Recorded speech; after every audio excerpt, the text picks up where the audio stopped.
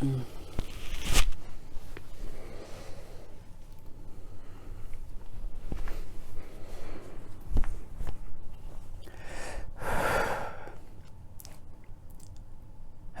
and welcome to episode 4 of the Kindness Rebellion.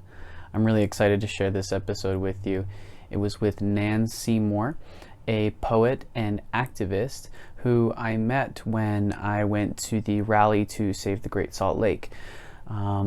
This was an interesting moment for me. I'd heard about the Great Salt Lake drying up and how it was a huge issue. There was that New York Times article that was posted nationally about how the Salt Lake Valley would get hit with like an arsenic bomb if it dried up.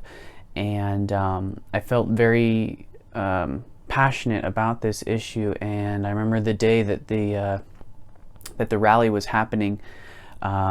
It was a very emotional day for me to begin with, and I was almost not going to go. And I felt this great urge that I needed to go. And so I went up all the way up to the Capitol in Salt Lake City, and I stood there with not enough people, but quite a bit of people, I think maybe 100. And we sang songs to the lake, and we shouted about how our legislators need to do something. They need to do something to restore this body of water that we very much rely on. And while I was there, I listened to Nan give her speech, as well as some other amazing people, a few of which who will actually be joining us later in the season on this podcast.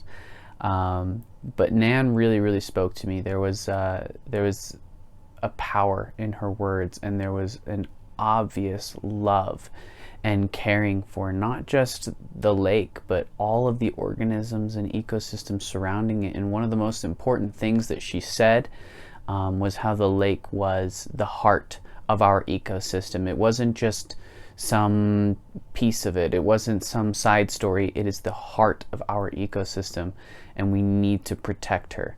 And so with that in mind, I decided that I would start this episode with a little bit different intro. Nan suggests in this episode that we give attention to the lake every morning. So that's what I'm doing here with you this episode. I'm sad to say that I haven't been super consistent about it. However, we do the best we can. And so this morning I have myself turned northwest toward Great Salt Lake. And I think that we will give her a little bit of attention this morning, just to let her know that we are here and that we are a part of this rising tide of courage. So join me as we say good morning. Good morning, Great Salt Lake. We are here for you. We are attending to you this morning to let you know that we are aware of your needs. We are aware of the struggle that you are going through, and we are here to give you respite. We are here to give you care, and we are here to show up in any way that is needed so that we can restore your ecosystem. I'd like to share the 3 rivers that feed you this morning in prayer: Bear River, Weber River, Jordan River. Bear River, Weber River, and Jordan River. Bear River, Weber River, Jordan River.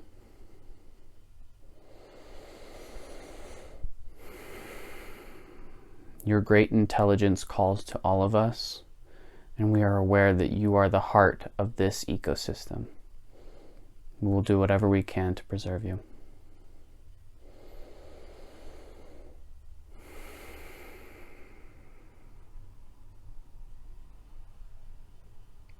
Thank you for being here with me on this episode, and thank you for also giving your attention to the Great Salt Lake. With our shared voices and our shared attention, we can help her, and we can do what is necessary to help the rest of the world, the rest of this earth that is crying out, saying, pay attention. You need to care. It's amazing. This morning it's been a very wet couple of weeks here. A lot of moisture, a lot of clouds and everything. And in this instance, it's actually because of the hurricanes out in Southern California. And as you hear in this episode, our legislators think that there wasn't much that needed to be done with the Great Salt Lake because of all the moisture we've been getting. Unfortunately, all this moisture is actually another sign of climate change wreaking havoc on us. We need to listen to the needs of the earth. We need to throw away our obsession with controlling and owning the planet, and we need to live with the planet. I hope you really enjoy this conversation. I absolutely loved it. Nan is such a beautiful soul, and I'm so grateful to have had the opportunity to speak with her. So thank you so much. This is a podcast about rejecting tyranny and oppression by cultivating both systemic and individual change. I believe the only way to create this kind of monumental change is to inspire understanding, love, and kindness. From there, we can work to embody these essential values in our cultural systems and in our individual lives. My hope is that by effectively communicating with anyone and everyone, we can establish a shared vision for humanity and explore new ways of living to build a better world for all of us. I'm your host, Nathan Jones, and this is the Kindness Rebellion.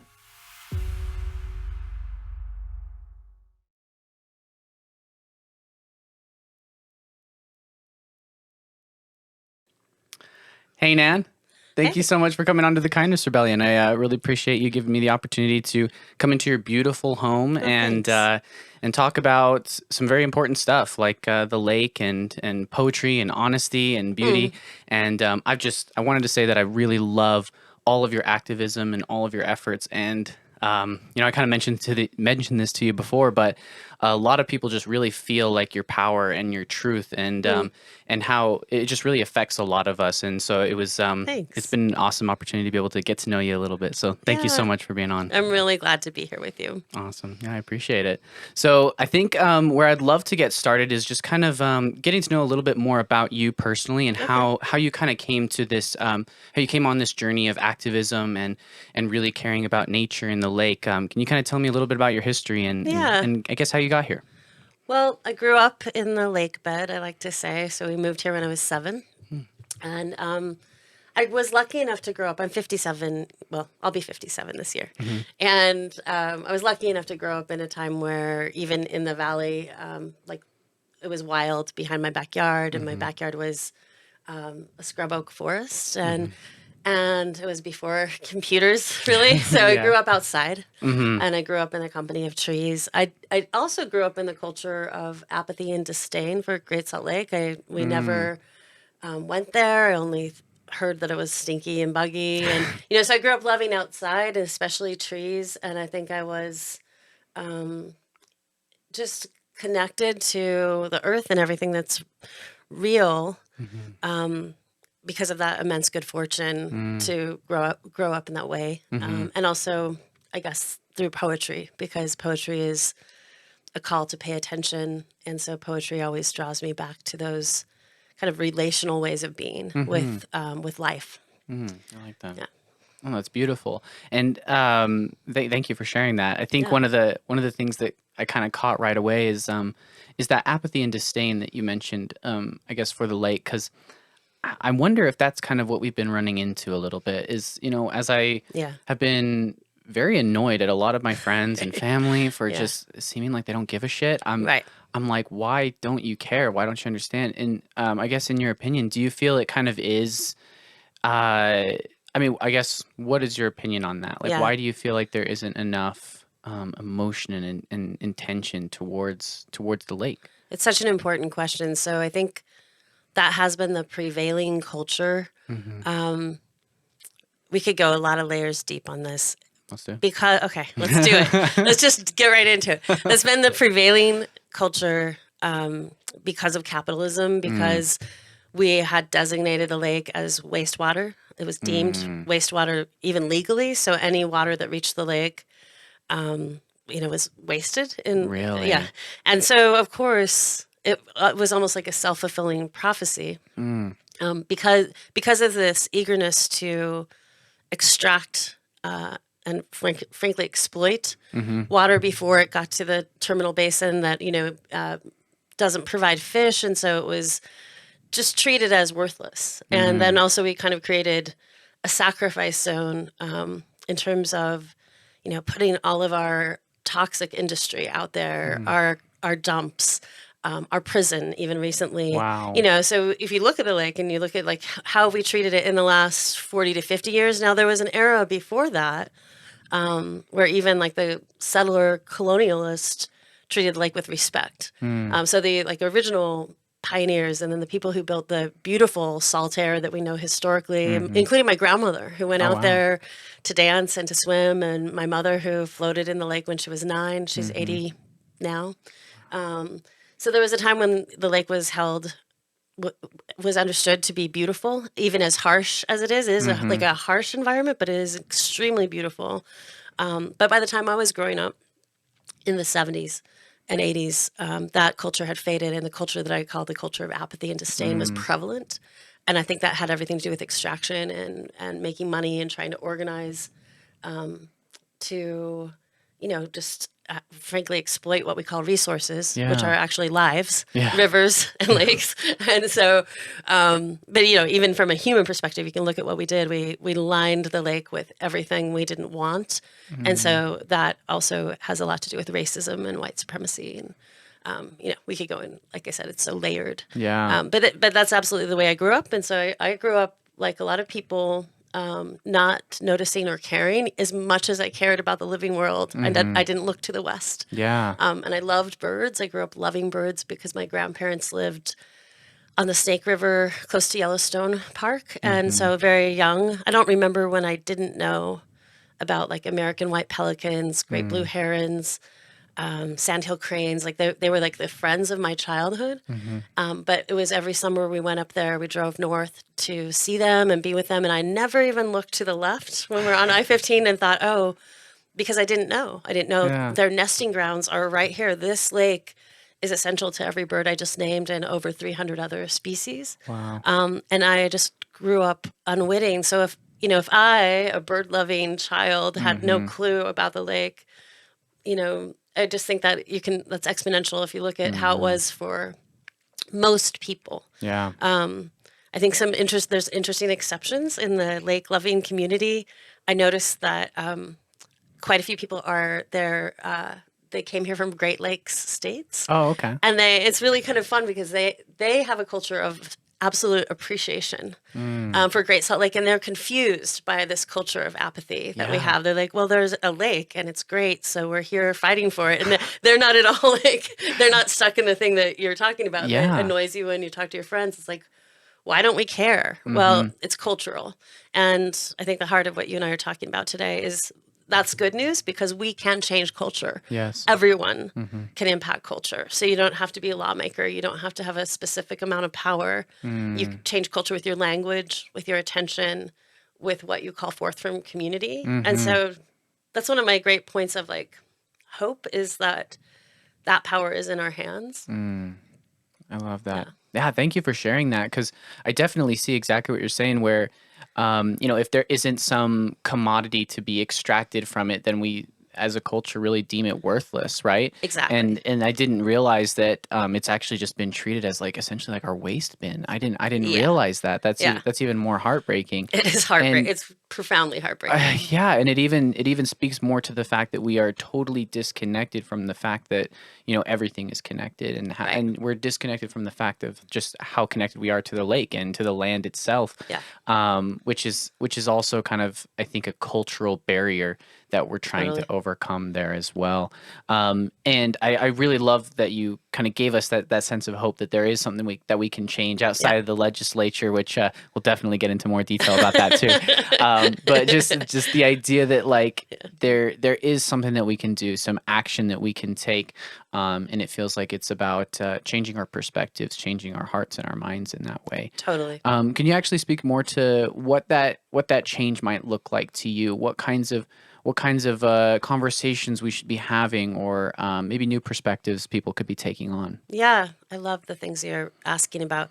Well, you said this in maybe slightly different words, but the life of the lake is inseparable from our own, and so that that acknowledgement of our interbeing, of the whole system, that the lake is like the foundational water body in the watershed, and so like everything that we're living with, the air, the water, is interconnected, and so just growing in awareness of our interbeing and our relational way of being. So it could be as simple as I have a few rituals that are really simple I can suggest to your listeners. And one Let's is just hear it. like I wake up and I turn myself, like literally turn to face the lake. I just turn around and I'm like, good morning, and so it's just an acknowledgement like, hello, center of the ecosystem I'm living in. Yeah. Thank you for this snow that you made, for this clean air. Like, Wow. it's just a way of like thinking. And then we have actually in the community, we've started this up again. We were doing it during Vigil, but every morning at 7 a.m. we have a meditation. This is 20 minutes of silent sitting, and it's held on Zoom. So we just read a dedication. We're actually dedicating it to all imperiled water bodies. So it may be a little more global perspective. Saline seas worldwide are imperiled. And, but particularly for Great Salt Lake. So during that meditation, I actually turn my body to face the lake. And it's just a way of like being with. Yeah. And if you think of her great intelligence and her, like, even from a perspective of like geological time, how much more experience she has than us, how much older she is, how she's this vast creator, then it's kind of easy to connect to it. Like we're literally in her bed. She made this land that you and I are sitting on right now, shaped with her waves. Wow. This was under a lot of water during the Bonneville period. Even this, we're kind of a little bit on the bench in the valley. We were underwater here. Wow. The capital was underwater. Yeah. Which I love to imagine for some reason. Oh, it's not some reason. We know why. Right. But I think just like that relational way of thinking, and then doing what you and I are doing today is like you have conversations about it. Yeah. Like maybe you just learned about microbialites, and you like tell other people like, hey, do you know about microbialites? Like and how important they are and how they're in trouble right now. And that's the thing. Like not everyone understands about the lake. I certainly didn't know 2.5 years ago. I didn't even know the word microbialite, but now I've learned the platform of life in this whole bioregion. Without them, we have no brine shrimp, no brine flies. Without brine shrimp, brine flies, we have no birds, and so on. And so, like, reference to microbialites, right? Like, it's like, so I think one of the most profound things is just becoming relational, like looking to repair the relationship. Yeah. I know people who, like, say the names of the rivers aloud, and it's just like, that's a prayer. Yeah, it is. You just Bear, Weber, Jordan, maybe that you wake up and do that every morning and you just hold like a loving attention. And it doesn't matter who you're praying to, like that is way less important than the prayer itself. Yeah. It's just like, it's like employing your attention, because what we attend to grows. If you think about it, like anything you attend to grows. That's how it works. Yeah. So you want water to come back in the lake? Attend to it. Yeah. Like turn your attention. Yeah. Your care, your love, your reverence, and then call community to do that with you. And of course it will change because that's how things change. I love Yeah, I think we're more powerful than we think. The tension for me, and I'll admit this is where I get less hopeful. I feel really confident in the long game, like that, like what we're doing matters, and that enough people care. Like the name of your podcast is so wonderful. Like just like enough people care about kindness, for instance, to change the way humans are doing human things. We're tired of ourselves. I think we're tired of our bad behaviors. We're tired of hurting each other. We're dismayed that we're polluting our own home, like that we're ruining our own home. Is kind of, I think we've had it with our bad behaviors, and that we really like are willing to put a lot of energy into change. So the long game, like that would save the lake, or that would put us into right relationship, is better language than save with the lake. I feel confident that what we're doing is working, but it's also an emergency, and that's where it's tense, right? So we know that like there's a ticking clock on this particular ecosystem. There are elements of the ecosystem, brine flies particularly, brine shrimp coming next in a state of active collapse, desiccated microbialites, and so on. So, this that's tense, and also there's only time to work slowly and determinedly, like devotedly, maybe is the word I want. And I don't know, we just have to do what we can do, and hope that it takes in time.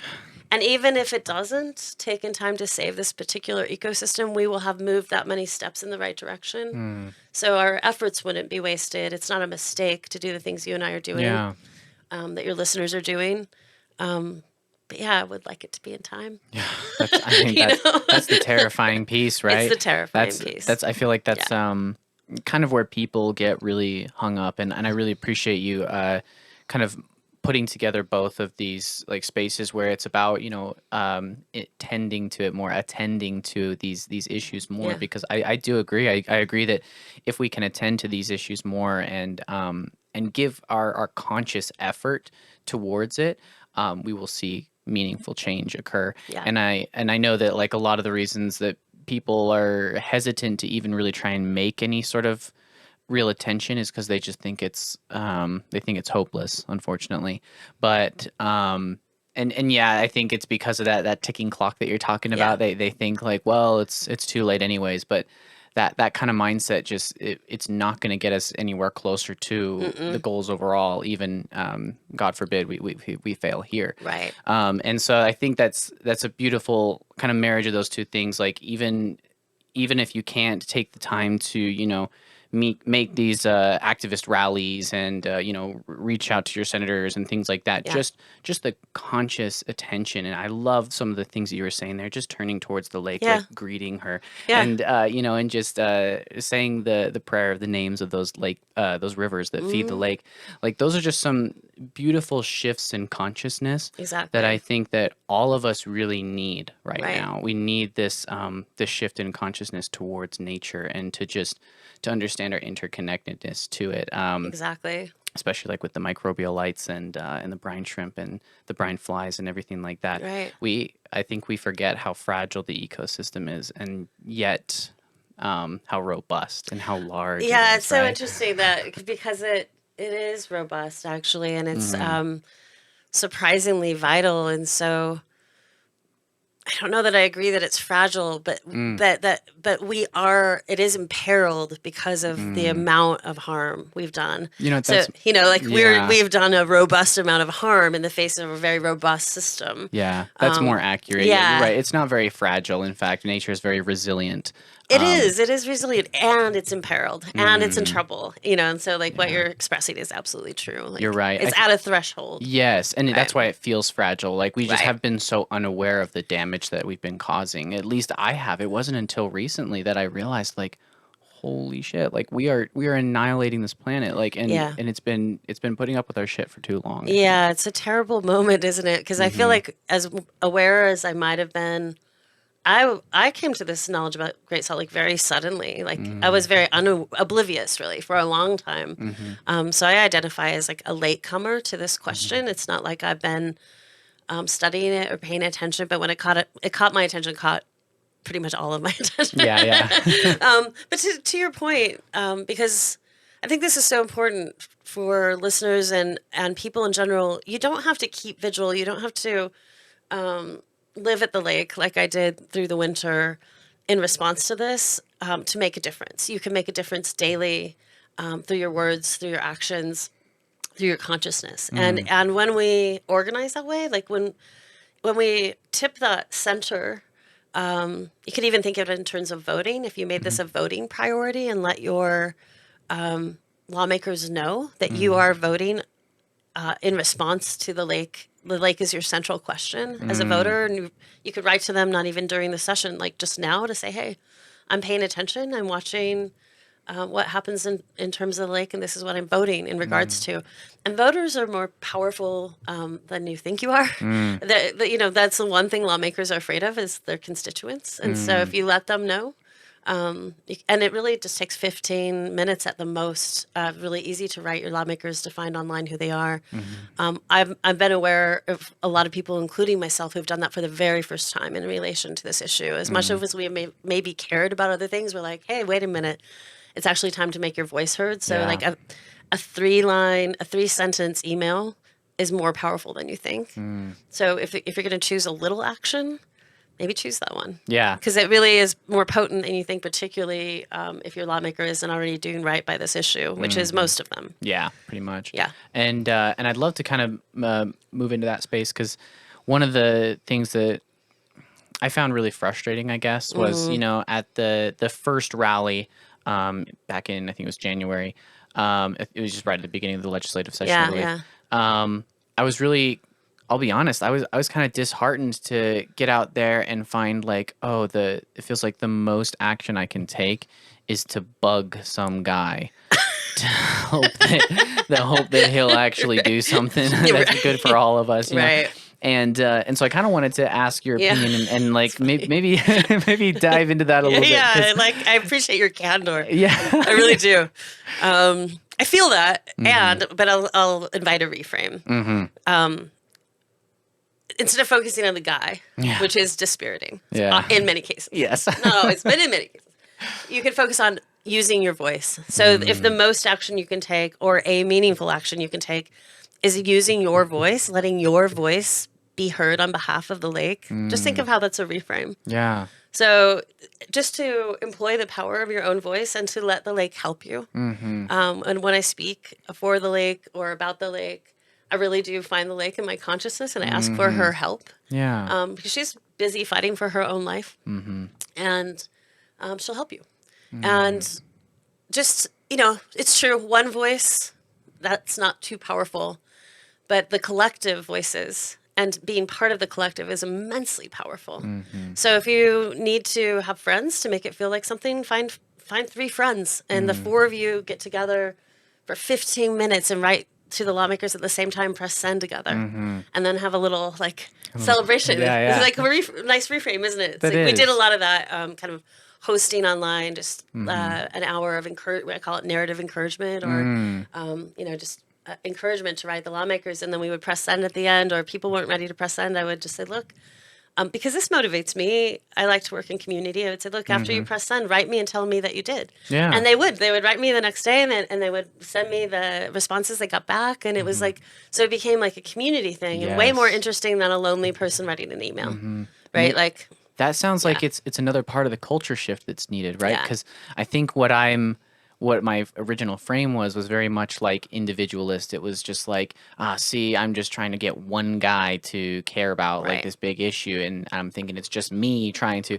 But I love how you reframe it to be like, no, with community action, with creating that solidarity and that power, all with multiple voices. There is so much more influence and there is so much more power just in that alone. it really is. And I do think that is another massive shift that needs to happen within our cultures, that we have to remember just how much stronger we are together. It's a lot more fun too. It's like, you know, you really have a sense of accomplishing something, really just to get a handful of people. Yeah. You know, meet on Zoom, meet at your house, whatever is practical. Mm-hmm. It's really easy to do it on Zoom. Yeah. So maybe this is, I'm like, actually, like, it's lighting a little spark for me, is like to invite this, because I host these, but it's like anyone could host these little, like, here, let's take an hour. And an hour is more time than you need, really. But it's nice because, and what we do is like introduce the issue, kind of make sure that there's a simple template is great. It's as simple as saying who you are, what you care about, and then asking for a specific response from the lawmaker. So really like a 3 or 4 line email is plenty. And then we set a timer so everyone's writing in silence for a while, but it's kind of like together. So I don't know. Maybe you have listeners who are like, yeah, I'll do that. Do it. If you want any more like support, reach out to me, because it's something I don't know. I think it could really help. I love that. And then I think another piece that you've intuitively added there is sort of like this is like I would almost consider it like accountability. It's just this sort of like, you know, once you're done sending your letter, like reach out to me. I love that, because I think that sometimes we can you know, really slip on some of the values or the maybe the actions that we want to take, just because there's really nobody who maybe cares, or maybe we don't know that people care, Right, and we don't right. have anyone there that's going like, hell yeah, way to be. Hell yeah. That's Thanks all for you doing need is that. a hell yeah on the other Yeah. side of it. I'll work so hard for a hell yeah. Yeah, right? That's my primary motivator.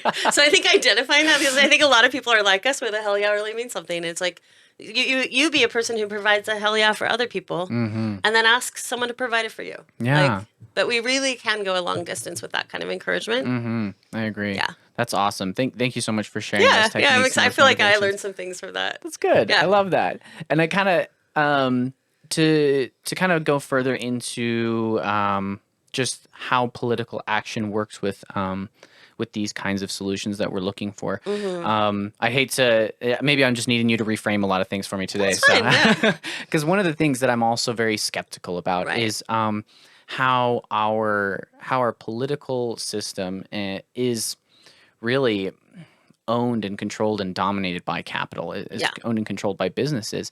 And so I wonder how much this legislative action can truly help when it seems like the only thing that they know how to do is like throw money at a situation. Yeah. And I was wondering if you could kind of help me understand a little bit better, like what are some of the ways that this political system can actually be helpful, can actually help give us that right relationship with the lake that you're talking about? Yeah. And what are the ways that maybe it fails that we can try to improve in our own communities and build Right. up on our own instead? Yeah, I thought a lot about this because you sent me that question and I can't remember how you worded it, but it's really interesting what you're asking. The system won't lead. It's as broken as you think it is. So the leadership won't come from where it should. And Yeah. I'm doing air quotes now for those who can't see me. Should come from for the reasons you just specified. But those folks work for us. And we forget that they work. And this is what I'm saying. Like, let them know you're a voter and you're paying attention. And if we can do that collectively, and or vote them out.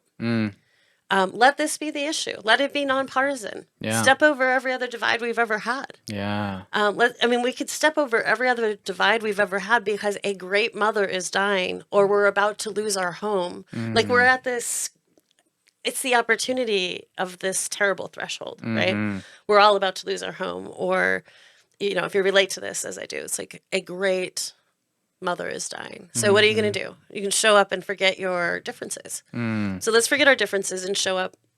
There's a great book I'd recommend to anyone listening called River Republic. It's by Daniel McCool, who's a professor emeritus at the University of Utah.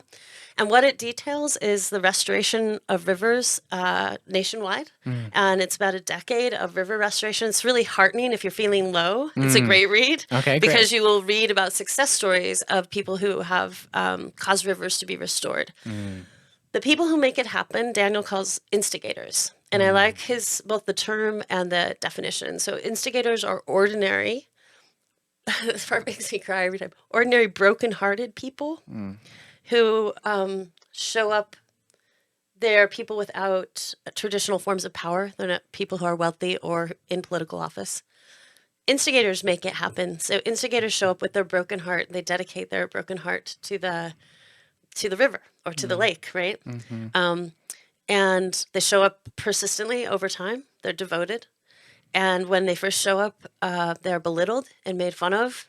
But they keep showing up. And here's the thing, they're right. If they're trying to get right with water, they're right. And so it starts to organize around them. And then so the people that were making fun of them then kind of catch on. Like, and these guys on the hill eventually be like, oh yeah, we do need the lake. It's like, they're not going to be the ones who lead it, right? But they'll be like, we really can't afford to lose this lake. And we actually are willing to make some sacrifices because the instigators have been out there leading, right? Yeah. And so then they aren't made fun of anymore, but the thing starts to happen. The river gets restored, and the lake gets restored, and then the people in power take credit for it. And guess who doesn't care? The instigators, because all the instigators wanted was the river. Yeah. All the instigators wanted was the lake, and like you and I, and I'm sure all of your listeners really are instigators. We're more powerful than we think.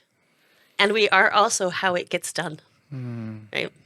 That's really inspiring. That honestly, that made my heart slow down. Like, and it just filled me with like a lot of hope there. Because that's exactly what I felt like the day I went to that first rally. Yeah. I had literally just had a fight with like my girlfriend and a couple other people about just like, why the fuck aren't we doing anything? Right. And it was just like. And it was just this anger as I like went up, to see like hundreds of people that were just as brokenhearted as me that were just like let's do something. Yeah. That was very heartening, and it built a lot of courage and a lot of power, I think. And what was that book called again? It's called River Republic. River Republic. Yeah, I'll send you a link so you can share it with your readers. It really is a great read. It's beautiful. And yeah, it's inspiring because even though like the era of dam building, it's over whether the people who are still building trying to build dams think it is or not. It's over. We know it's not right. Like, and also many of the dams that were built in the Great Dam Building era, they're expiring. It's time for them to come down. So we're at this moment actually of opportunity. It's a threshold. If you pull back the camera, it's like, oh, here's actually a moment where we decide what happens next. Do the dams come down? Well, yeah, they need to, right? Yeah. And there are already many success stories to look at. If we look nationally, you might not find so many in Utah yet, but let this be the first. Let this be a major success story that will be pointed to from around the world. Like a group of instigators gathered, and they kept gathering, and they showed up, and they kept showing up, and they used their voices, and they were persistent, and they didn't back down. And the lawmakers will organize around that eventually. They sort of have to, don't they? They sort of have to. Again, they work for us. Yeah, and if we can keep being annoying enough, there's a lawmaker friend, Doug Welton. I hope you're watching this, and I've been bugging him to all get out because he was actually one of my high school teachers, and then he got elected into the House of Representatives, Great. and those kinds of, I'll feel like I'm like yelling on deaf ears, and Right.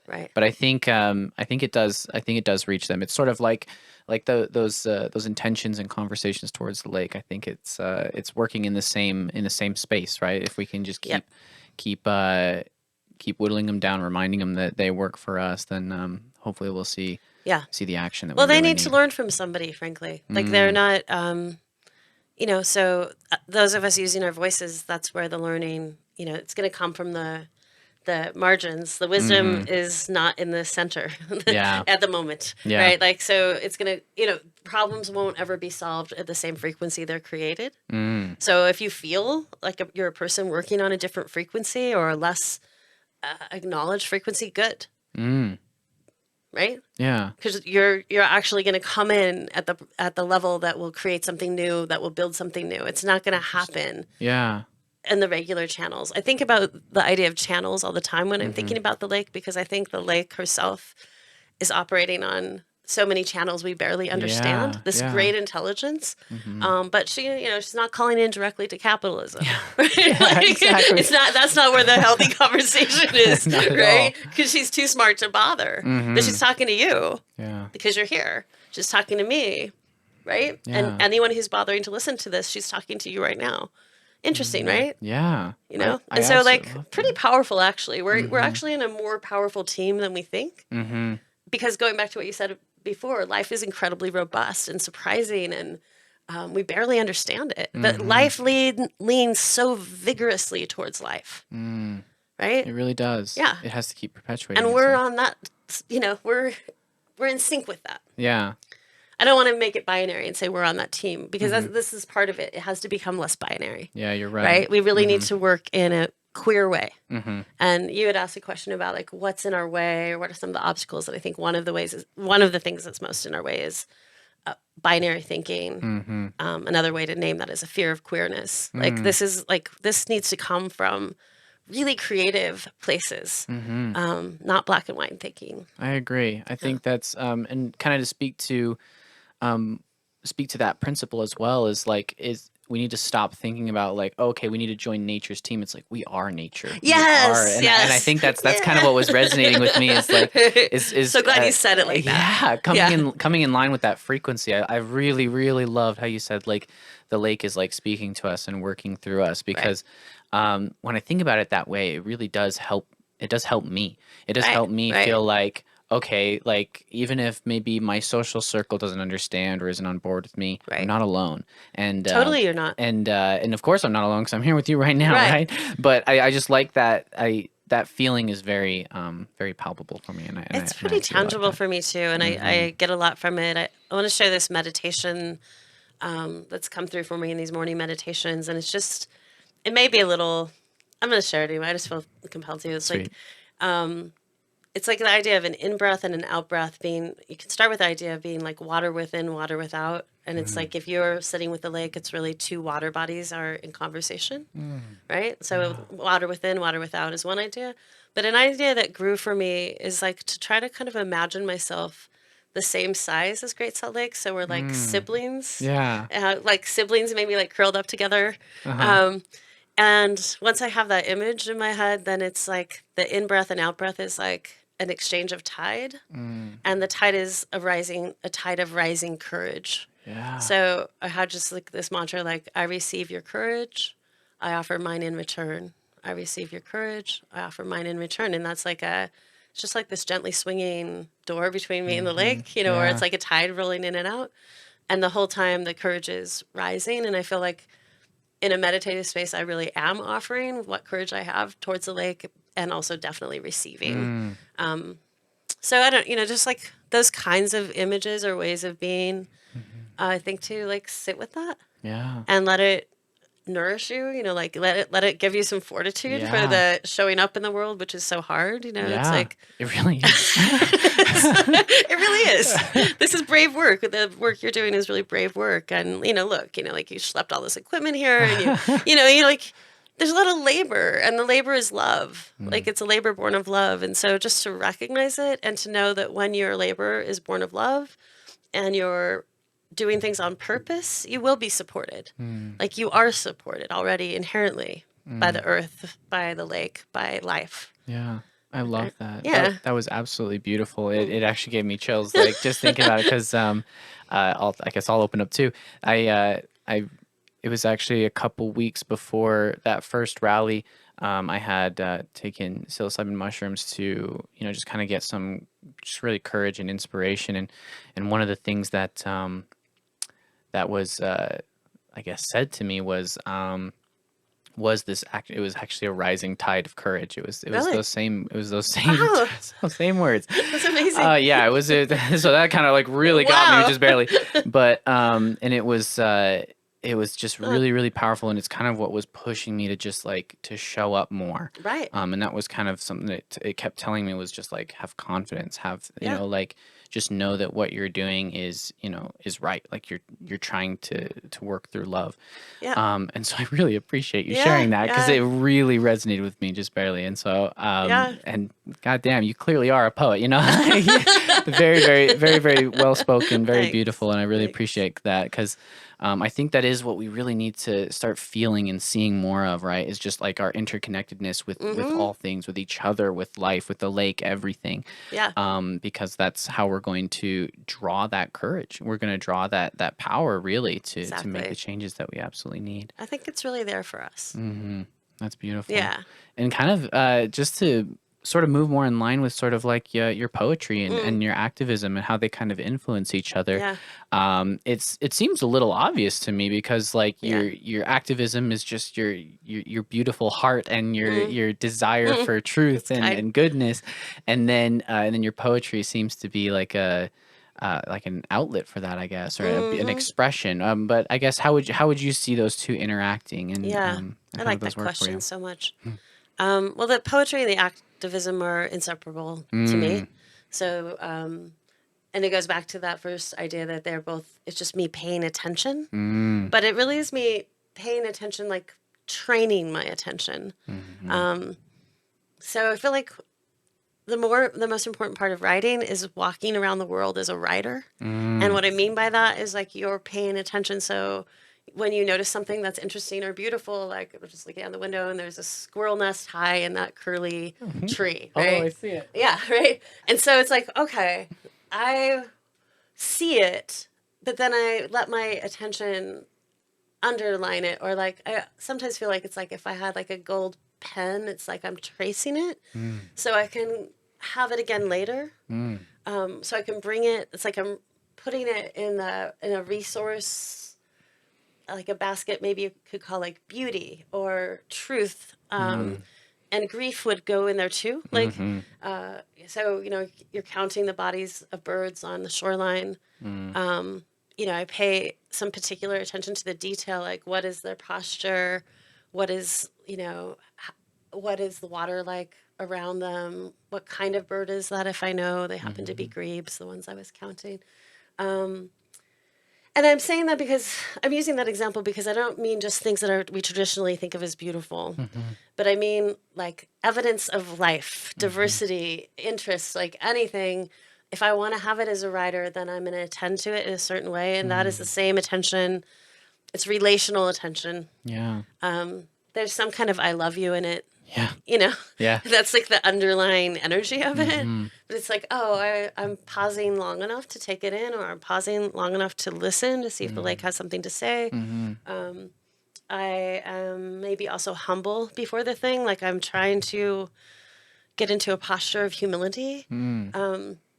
And so this is, you asked something about what a vision that would carry us forward. And it definitely is like toppling that internalized hierarchy of humans being the most important Yeah. species on the Apex planet. predator. Yeah, Or whatever the like, hell. yeah, like we can't be so self-important. It's part of what's messing everything up. So it's like to be just as curious and interested about every other species, including invertebrates. It's like, what is singing below the soil? That whole, like, if we dropped a tiny mic, and I know this from my friend who's a etymologist, right? No, entomologist. Entomologist. Right, I always Right, get those with, two mixed up. insects, right? Yeah. Yeah. That if you, like you put the right kind of microphone in the earth right now, the whole thing would be singing. And it would be, a chorus of both invertebrates and fungi and all kinds of things are singing in this alive earth. Let's be curious about that and not think that we're more important than everything that's singing under the soil, everything Yeah. that's everyone who's flying in the air, Mm-hmm. every bud that's like getting ready to burst right now. If we got like humble in a certain way, that would actually be the first move. Everything would get right around that. You know what I mean? Yeah. It's like if we just got into a more humble way of being.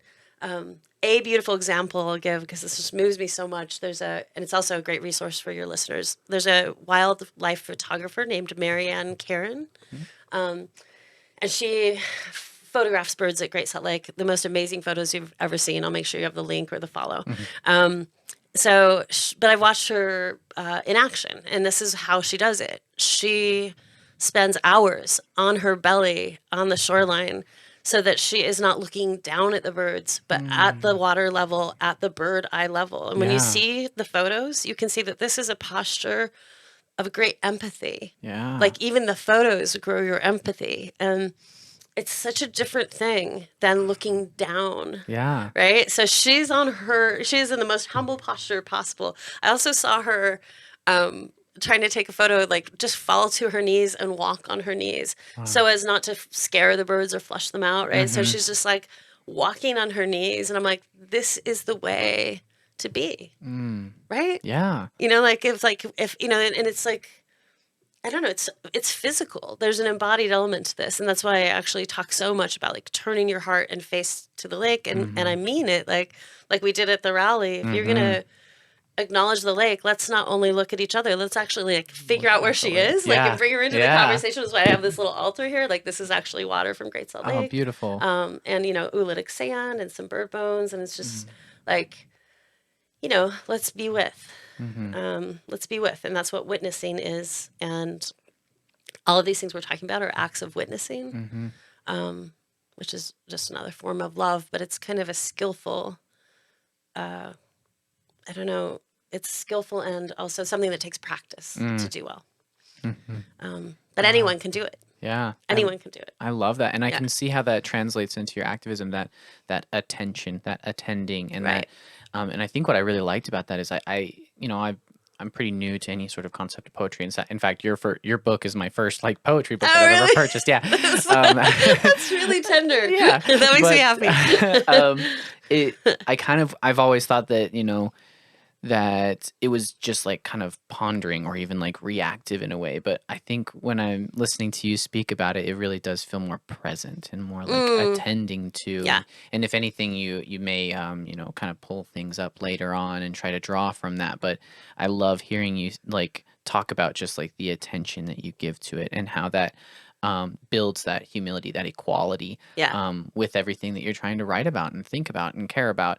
Right. And I think that's I wholeheartedly agree that humility of our place within this ecosystem, within this earth is a huge piece that we're missing right now. That I think that comes from the human ego, the idea that, we think that we're this big bad creature, or maybe not bad, but just this creature that deserves whatever we want kind of thing. Right. And that's where, a lot of my philosophy has really been influenced by Alan Watts, where, sort of the ego is an illusion and it doesn't exist. And I think that that's something that has actually kind of helped me maybe unbeknownst to me, it just helped me kind of build that humility with nature. Is just kind of like knowing that this is like the thing that I consider myself would not be here without all of this around me anyways. Exactly.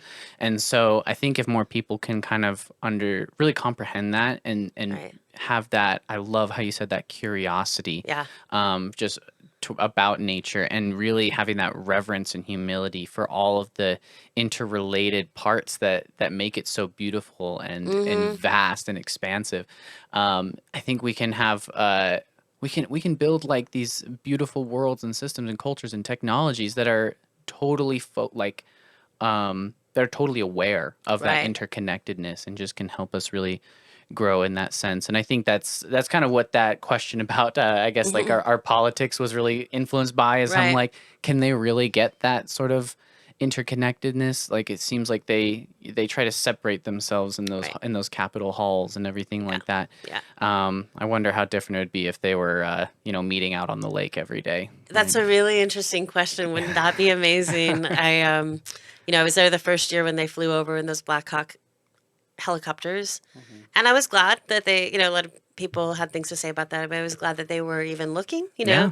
and but then I have thought a lot about that, like if they would come out and walk to the water with us, there would be a much deeper, Yeah. like really just putting your body on the shoreline is a really profound learning. Experience. There's like so much learning, and again, it's relational, and yeah, may that come to pass. But I think instead of hoping that will happen, I think that could happen eventually. But I think what will eventually will happen is we will vote in a diversity of people.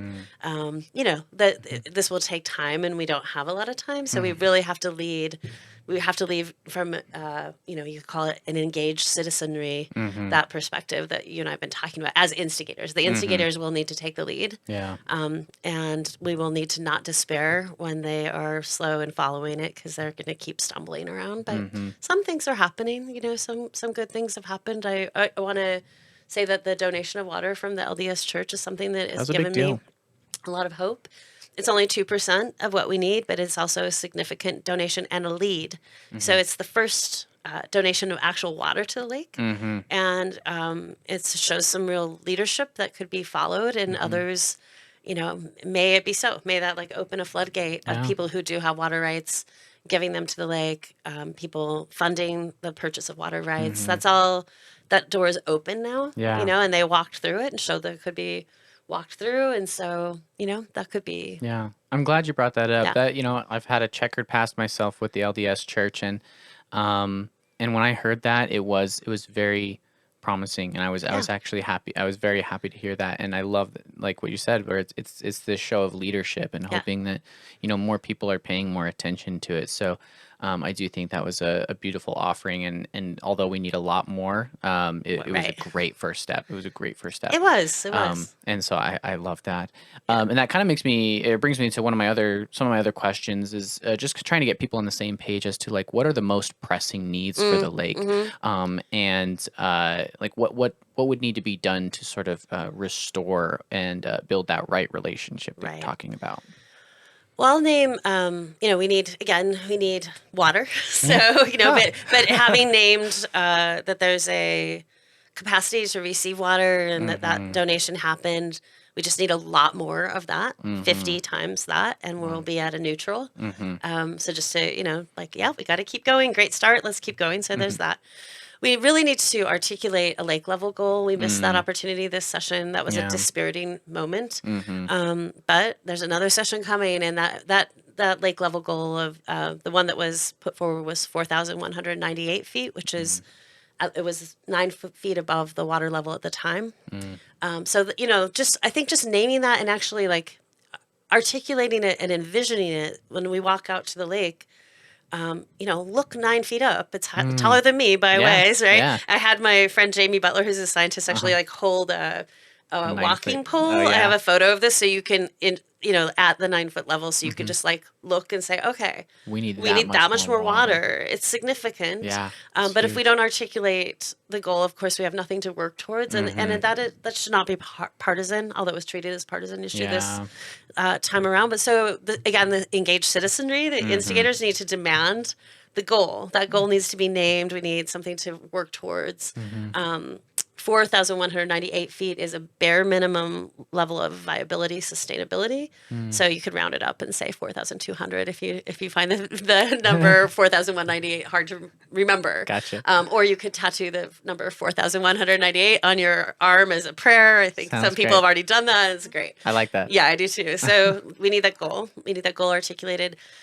We need to be really clear, no more Bear River development. And if you're a listener who's like, what's Bear River development? It's a fund that we have been, it's a plan and a fund, and we are currently paying tax dollars into a fund that would further develop Bear River. Wow. That's outrageous. So this is a demand. It's just like, that's got to be over. And that money that's being collected to put more dams on the key tributary that already has 61 dams on it. So that's what developing is it's just damming the river? Damming or diverting. Gotcha. It's there's not a world in which it's not taking the water.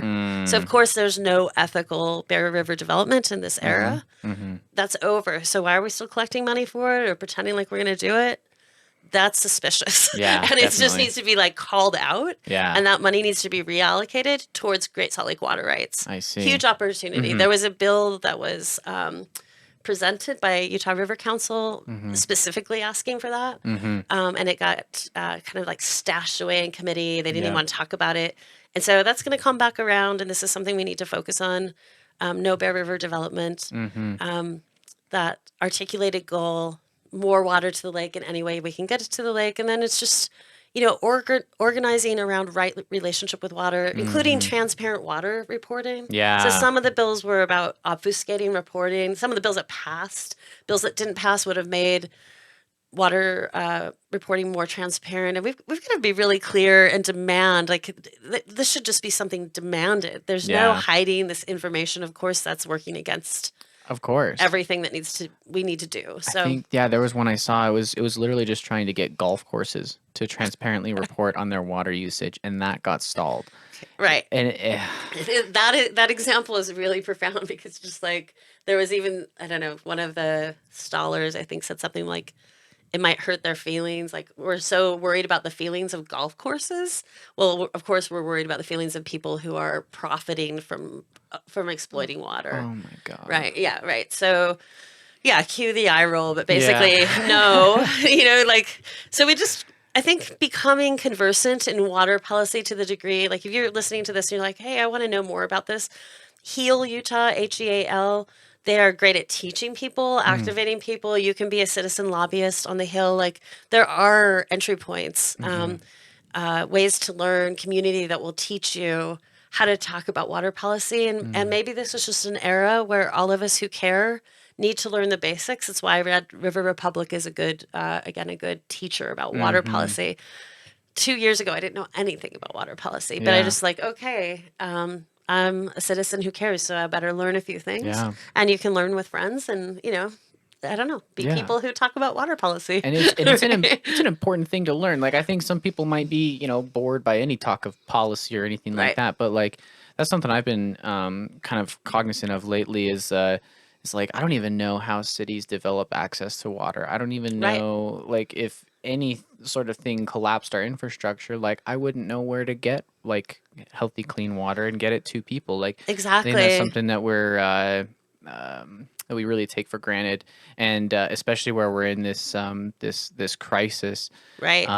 It's more important now than ever. So that brings up another thing that I think is consciousness. It's so great to grow. It's like be a citizen of the bioregion, and like start thinking like a citizen of the bioregion with that curiosity. Where is this water coming from, and where is it going after I use it, and find out. Right, like it's like, and it's not necessarily organized into cities or even states, right? It's like think in watersheds. Let's like start seeing watersheds. Yeah. You know those bumper stickers that say "Start seeing motorcycles," and Oh, there's yeah. a campaign so you would see them. I was like, would that catch on? Start seeing watersheds, but I'm like, instead of thinking this river, this lake. That's not how water thinks. Water is like thinking in the watershed. So let's think about the whole watershed and be curious about where it's like a wonderful activity is to find the running water nearest you, figure out where it came from and where it's going to. Okay. It's part, like you can map this out on Google Maps. Yeah. Like where's your closest brook or stream? Where's that headed? When does that get to Great Salt Lake, or where doesn't it meet Great Salt Lake? Because that's what's happening, right? And any water you and I could find here is running into the Jordan River. That's running into Great Salt Lake. And where did it come from? Where are the headwaters of the watershed? Probably coming from, you're looking at the snowpack and it's coming from this part or that part. Maybe it came from Utah Valley. Like, let's connect our thinking and even like our felt sense of the system. See and feel yourself as part of the system. Yeah. Because we'll act differently if we do. That continues to build that consciousness we've been talking about that consciousness of our integration and our dependence on the natural world. Right. I love that so much, actually, because I live in Springville, and so I live right next to Hobble Creek. Oh, and I'll be honest, I've never even thought about like the watershed that comes from, or like maybe what part of it like it really comes from. But what I do know is that as it's going down, I always assumed it would go straight to Utah Lake, but apparently it actually goes to a farmland, an alfalfa farmland, and that's honestly like where it's mostly diverted to. That's interesting. And I was just like blown away by that. I was like, okay, really, like, isn't this mostly for people? And they're like, yeah, but it's a lot of our water usage is for agriculture. Right. Yeah, so just that awareness, knowing that. And so instead of, because if you asked me a few years ago, do you want to learn about water policy? The word policy would have put me off and I would have said no. No, thanks. But let's just say, let's learn about water and what people are doing with it. Yeah. And also what can be changed. Yeah. How, so again, the word relationship to me is really, what's our relationship with water? What's our actual relationship? Yeah. Yeah. And seeing all that actual infrastructure and everything like that. Right. Okay. I like that a lot. Yeah. I think those are some good, kind of just points of awareness for people to start from, especially the Bear River development. I didn't know that we are still continuously funding Bear River development. I development. only found out from this bill that was introduced from Utah Rivers Council, and that's another good follow. I was appalled. I'm like, are you kidding me? Wow. We're still collecting tax dollars for this? That's so outrageous. I mean, there should be an uprising just on that count. Yeah. Right. We'll call for that. Okay, good. It's the rebellion part of there you go. Rebellion. Yes. Awesome. So I think those are some good places to just kind of start for people. I guess something that's kind of weird about Utah is that our legislative session just barely ended. Yeah. And then they're really not going to look at any new bills until next year, essentially. Right. But they work more through the year than I thought they did. Oh, really? And I had this idea that you only could talk to them when they're busy in this very short session that they do so many bills so fast.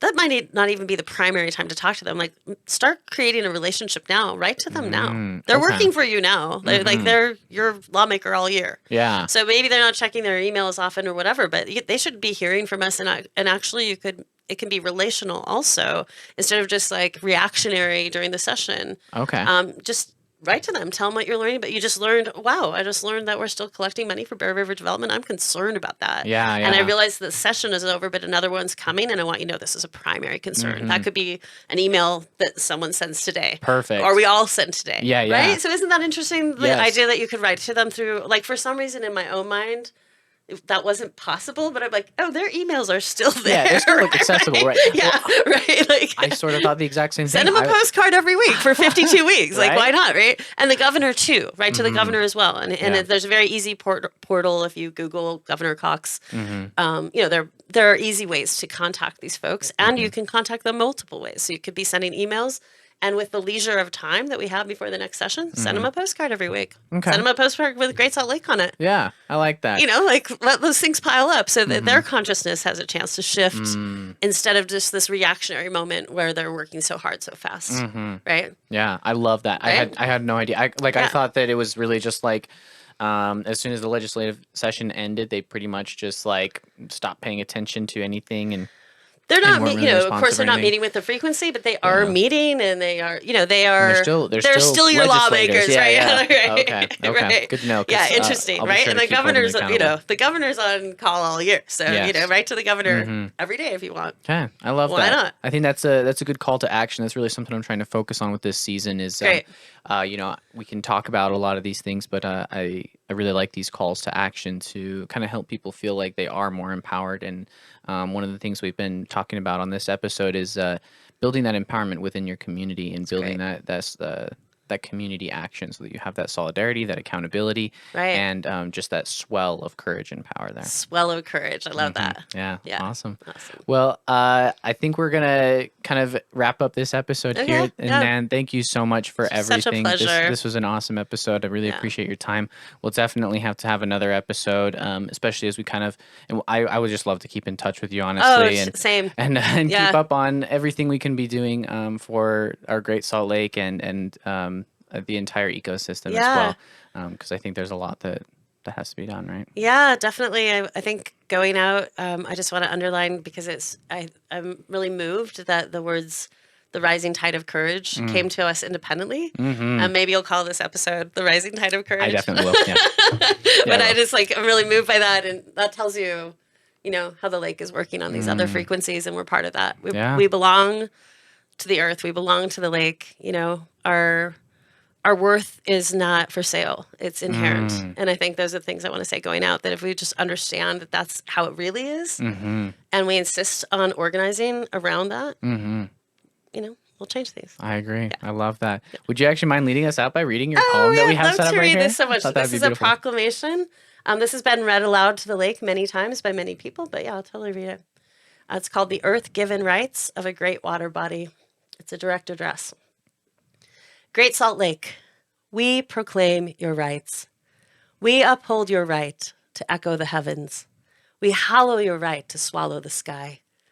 You have the right to bear islands, to parent rookeries, to protect saline reefs. You have the right to bicker with wind, to chant canticles of light, to beckon wings. Great neighbor, beloved water body, these are your rights. To be enlivened by rivers, to orchestrate migrations, to slumber under the lullaby of silk and stars in the darkest night.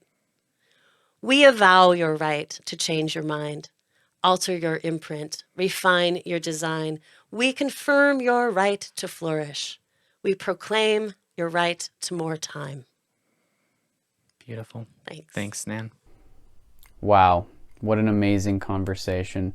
Thank you so much for being with us today and listening to this conversation and giving your attention to the lake, as it is very much needed. There are, a lot of action items that we discussed in this, writing to your legislators here in Salt Lake to make sure that they are aware that we know that they are responsible for making these changes that are needed to preserve the lake, and that they work for us. And so if you have some friends that you can get together to write out some emails to these legislators and make sure that they listen to us, please do so. And also make sure to show up to all of these events that are going to be happening. Obviously, I'm releasing this at the very end of the year, essentially. And so the legislative session will start next year. But remember, they are working for us all the time, and so we need to be present. We need to be vocal, and we need to be loud, and make sure that they will listen to us. Thanks again so much to Nan for having this conversation. I really, really, really valued it, and I look forward to many more.